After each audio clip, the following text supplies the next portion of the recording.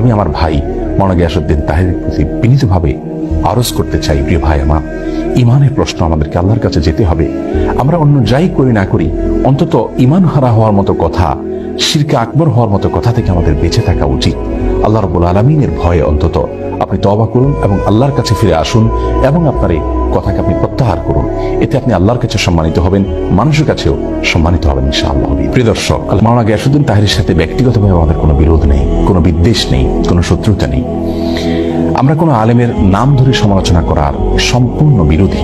আমরা কখনো কোনো আলেমের নাম ধরে সাধারণত সমালোচনা করি না। বিশেষ করে কোনো আলেম যদি এমন কোনো মত পোষণ করেন যে মতের সাথে আমি একমত নই, কিন্তু তার মতের সপক্ষে কোরআন হাদিসের কোনো দলিল তিনি এমনভাবে পেশ করেন যে কোরআন হাদিসের আলোকে তিনি সে মতটি পোষণ করেছেন, এটি তার একটা বুঝ, তার একটি গবেষণা, এমনটি হতে পারে, তাহলে সেক্ষেত্রে তার বিরুদ্ধে বিষোদ্গার করাকে আমরা সঠিক কাজ মনে করি না। কিন্তু গানে গানে এখানে মাওলানা গিয়াসউদ্দিন তাহের সাহেব যে কথাগুলো বললেন, আল্লাহর দন রাসূলকে দিয়া গেলেন আল্লাহ গায়েব হইয়া, আল্লাহর দন রাসূলকে দিয়া গেলেন আল্লাহ গায়েব হইয়া, রাসূলের ধন খাজা পাইয়া, রাসূলের ধন খাজা পাইয়া শুইয়া আছে আজমিরে, কেউ ফিরে না খালি হাতে, খাজা তোমার। গানে গানে এখানে তিনি যে কথাগুলো বলেছেন, এই কথাগুলো যদি একজন ইমানদার মানুষ বলেন, বিশ্বাস করেন, তাহলে তিনি সঙ্গে সঙ্গে বেঈমান হয়ে যাবেন, সঙ্গে সঙ্গে তিনি ইসলাম থেকে খারিজ হয়ে যাবেন। তার সঙ্গে আর একজন মুশরিকের, একজন হিন্দুর কোনো পার্থক্য থাকবে না যদি তিনি এই গানের কথা মানাগুলোকে বিশ্বাস করেন। কারণ এখানে সুস্পষ্টভাবে আল্লাহর সঙ্গে শিরকে আকবর হয়, বড় শিরক হয়, এরকম কথা রয়েছে। এখানে বলা হচ্ছে যে আল্লাহর ধন রাসূলকে দিয়ে আল্লাহ গেলেন গায়েব হইয়া। আল্লাহর ধন যদি রাসূলকে দিয়ে আল্লাহ গায়েব হয়ে থাকেন, নাউজুবিল্লাহ, তাহলে সেক্ষেত্রে তার বিবরণ তো কোরআনে থাকবে, তার বিবরণ তো রাসূল আকরাম সাল্লাল্লাহু আলাইহি ওয়াসাল্লামের কোনো হাদিসে থাকবে। অথচ কোরআন হাদিসে এরকম কোনো কথা তো নাই, বরং হুবহু এর বিপরীতটি কোরআনে রয়েছে অত্যন্ত পরিষ্কারভাবে, স্পষ্টভাবে। সূরা আনআম সহ কোরআন কারীমের 2 জায়গায় আল্লাহ রাব্বুল আলামিন বলেছেন তার রাসূলকে নির্দেশ দিয়ে, কুল লা আকুলু লাকুম ইনদি খাযাইনুল্লাহ ওয়া লা আ'লামুল গায়ব। হে রাসূল, আপনি বলে দিন মানুষদেরকে, আমি কখনো তোমাদেরকে এই কথা বলি না যে আল্লাহর ধনভাণ্ডার আমার কাছে আছে এবং আমি গায়েবও জানি না। দেখুন, এখানে আল্লাহ রাব্বুল আলামিন পরিষ্কারভাবে তার রাসূল সাল্লাল্লাহু আলাইহি ওয়াসাল্লামকে বলছেন, আপনি বলে দিন মানুষদেরকে যে আল্লাহর ধনভাণ্ডার আমার কাছে নাই। সুবহানাল্লাহ, কেমন যেন এই গানের খণ্ডনে আল্লাহ তাআলা আয়াত নাযিল করেছেন। গানের কথামালা সরাসরি কোরআন কারীমের বিপরীত। তাছাড়া আল্লাহর ধন রাসূলের কাছে দিয়ে আল্লাহ গায়েব হয়ে গেছেন, আবার রাসূল সাল্লাল্লাহু আলাইহি ওয়াসাল্লাম একটা খাজা পায়া খাজা আজমিরে শুয়ে আছেন। এই যে শেষের অংশটা, সেটা আরো জঘন্য। কারণ আল্লাহ রাব্বুল আলামিনের ধর্মভাণ্ডার যেখানে রাসূল আকরাম সাল্লাল্লাহু আলাইহি ওয়াসাল্লামের কাছেই নাই, সেখানে খাজার কাছে কোত্থেকে আসবে? আবার খাজার দরবারে কেউ ফিরে না খালি হাতে। এই যে কথা বলা হচ্ছে, খাজার দরবার থেকে কেউ খালি হাতে ফিরবে না। খাজা কি কাউকে দেওয়ার কোনো ক্ষমতা আছে? পৃথিবীর কোনো কবর, সেটা যত বড় নেককার মানুষের হোক না কেন, যত বড় ভালো মানুষের হোক না কেন, তার কবর থেকে, তার কবর জিয়ারত করে সেখান থেকে মানুষের কোনো কিছু পাওয়ার কোনো সুযোগ আছে? কোরআন হাদিস বলে, ইসলাম বলে, সেখান থেকে মানুষের পাওয়ার কিচ্ছু নেই। রাসূল আকরাম সাল্লাল্লাহু আলাইহি ওয়াসাল্লাম তার এক সাহাবীকে বলেছেন, ওয়া ইযা সাআলতা ফাসআলিল্লাহ ওয়া ইযা ইসতাআনতা ফাসতাইন বিল্লাহ। কিছু চাইতে হলে আল্লাহর কাছে চাইবে, কোনো সাহায্য চাইতে হলে আল্লাহর কাছে চাইবে।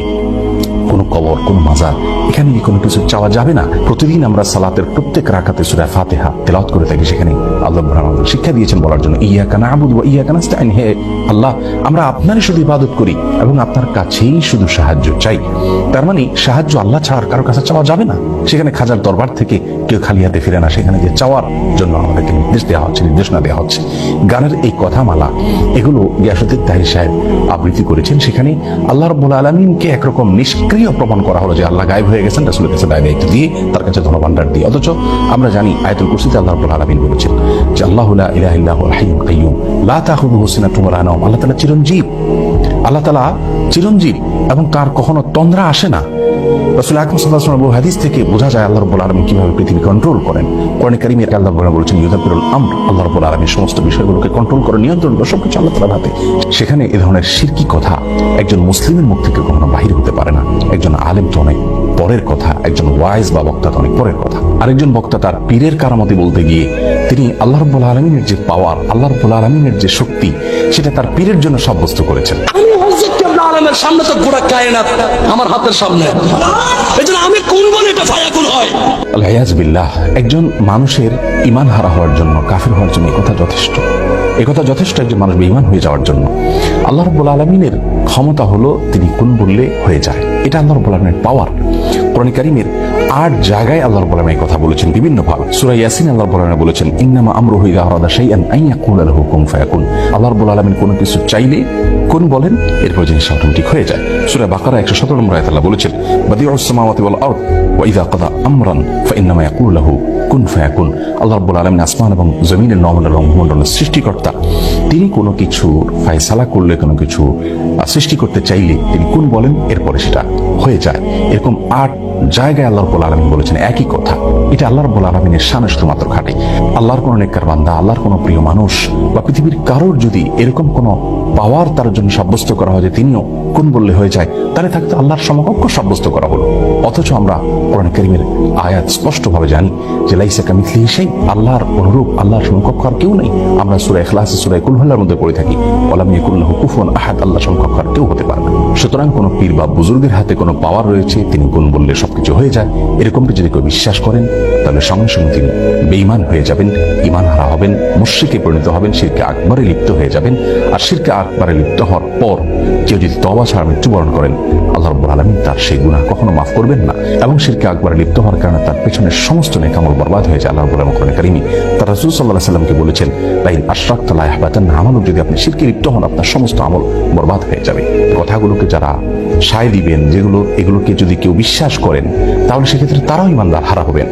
এই যে শত শত হাজার হাজার লক্ষ লক্ষ মানুষ তার দ্বারা বিভ্রান্ত হওয়ার সম্ভাবনা রয়েছে, এবং এটা ইমানের প্রশ্ন।